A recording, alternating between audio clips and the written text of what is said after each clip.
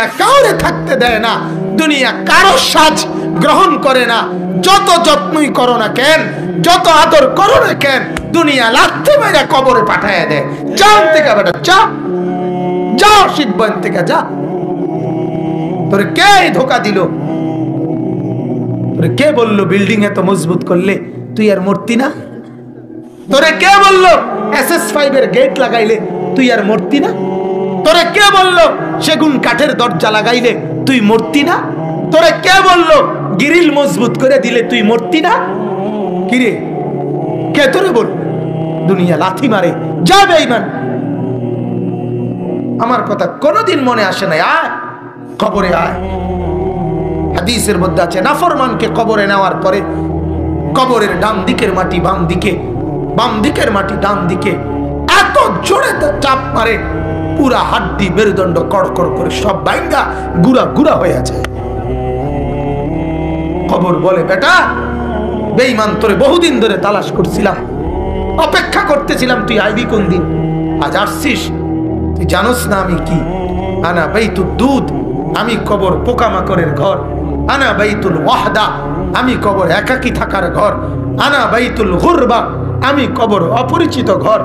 এই দোস্ত, দুনিয়ার এক ঘরে আরেক ঘরে মানুষ গেলে মানুষ ঘরের সব কিছু দেখে চিনে। বাথরুম এটা, ওই কোনারটা পাকঘর, এ লম্বা লম্বা এটা লম্বা লম্বি 5 ফিট, এটা বারিন্দা। মানুষে কইতে আরে এক ঘর আরেক ঘরটা দেখলো বুঝে, ঠিকই না বলেন? কারণ কাছাকাছি মডেল সব, ঠিকই না বলেন?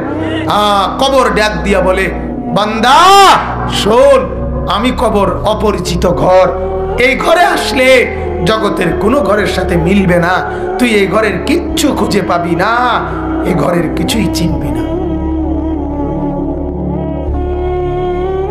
হ্যাঁ বাবু, বন্ধু বাবু, বাবু যুবক, করো তামসা করো, তামসা করো। দেখো না বেডিতে তো চাও, আরো চাও। হিন্দি নর্তকী তো দেখো, উলঙ্গ ছবি তো দেখো। দেখো দেখো কি দেখো, এটাও ভাববো কি মানুষ দেখো না প্লাস্টিক দেখো, এটাও বুঝছো। প্লাস্টিকে না চায় মানুষ, মানুষ কোথায়? যে নর্তকী দেখে ওই নর্তকী কোথায়? এ তো খবরই নাই, এ তো দেখে প্লাস্টিকে না। মোবাইলের স্ক্রিনে যেটা দেখে এটা প্লাস্টিক না, তো তুই প্লাস্টিকে না দেখো বোকা। তুই কে দেখলা? তুমি জীবনও নষ্ট করে দিলা, যৌবনও নষ্ট করে দিলা, শরীরের ক্ষমতাও শেষ করে দিলা, আখিরাতও বরবাদ করে দিলা। হায় হায়, অল্প বয়সে এই জন্য ফ্যান টানে, ফ্যান ফ্যান ফিসে ফ্যান ফিরে যায় কেন? কি ফ্যান ফিরে যায় কেন? ওই যে ক্ষয় হয়ে গেছে কোমর, কথা বোঝেন নাই?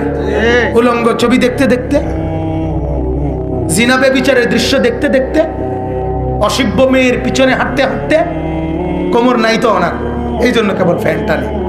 আমি তো অহরহ দেখি ফোলা ফ্যান টানে, কিন্তু ফ্যান টানো কা? আমি তো জীবনে লুঙ্গি টানছি না। আরে কোনো মৌলবী সাহেব কোনোদিন পায়জামা টানছি নি? আপনি দেখছি? আপনারা কেউ দেখছি? তো হেঁটে ফ্যান টানে কেন? বলেন নাউজুবিল্লাহ। হ্যাঁ, জিন্দেগি চিনা উচিত, জীবন চিনা উচিত। আল্লাহ তাআলা আমাদের নবীকে, আমাদের রাসূলকে আল্লাহ তাআলা একটা স্পষ্ট সিরাতে মুস্তাকিম দান করেছে, একটা সুন্দর আরামদায়ক দুনিয়ার রাস্তা, আখিরাতের রাস্তা নবীজির মাধ্যমে আমাদেরকে আল্লাহ তাআলা দান করেছিলেন। আমরা ভুল করলাম, আমরা সেটা পুরা ত্যাগ করে একটা ঝামেলাপূর্ণ, একটা পুরা বেড়াতেরাওয়ালা একটা জিন্দেগি আমরা বাছাই করলাম। আমরা বাছাই করি আল্লাহর রাসূলের জিন্দেগির মধ্যে, নবীর তরিকার মধ্যে